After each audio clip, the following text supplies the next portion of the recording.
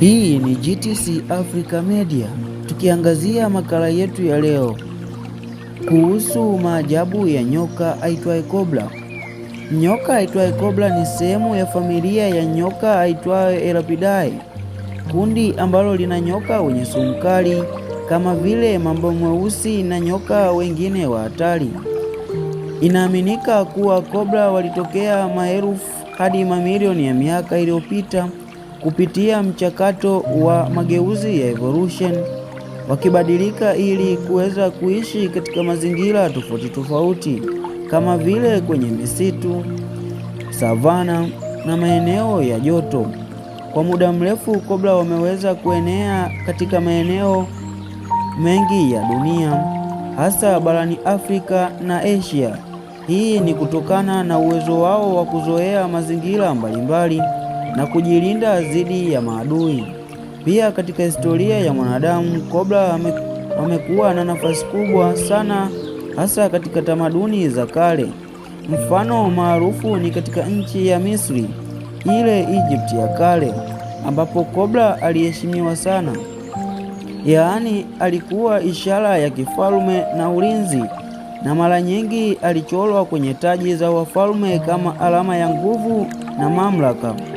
Baadhi ya jamii za Asia, Cobra pia alionekana kama kiumbe mwenye nguvu za kiroho. Watu waliamini kuwa anaweza kulinda au kuleta madhara kutokana na jinsi anavyoheshimiwa. Hata hivyo, Cobra ni hodari wa mawindo. Hutumia sumu yake kali kuwinda mawindo kama panya, ndege, hata nyoka wengine. Sumu yake huathiri mfumo wa neva wa mwathirika na kusababisha kupooza au kifo. Tabia yake ya kipekee ni ile ya kusimama na kupanua kichwa chake ili kumtisha adui. Hii ni njia ya kujilinda bila kupigana moja kwa moja.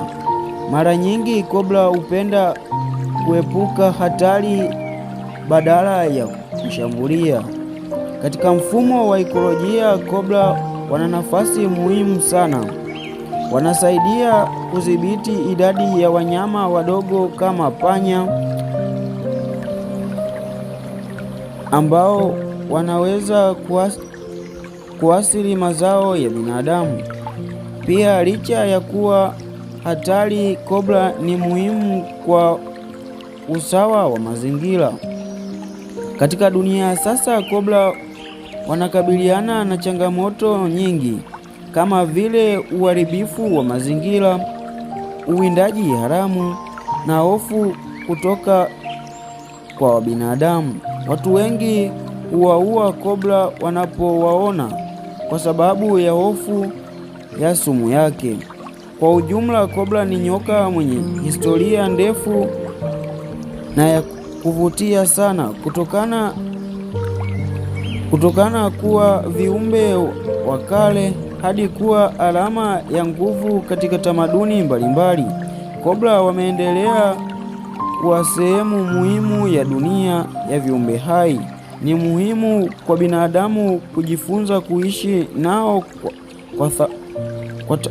kwa tahadhari na heshima badala ya kuwaua bila sababu. Na huu ni mwisho wa makala yetu ya leo. Hii ni GTC Africa. Unachotakiwa ni kusubscribe, kulike na kushare ili uwe wa kwanza kupata makala zetu.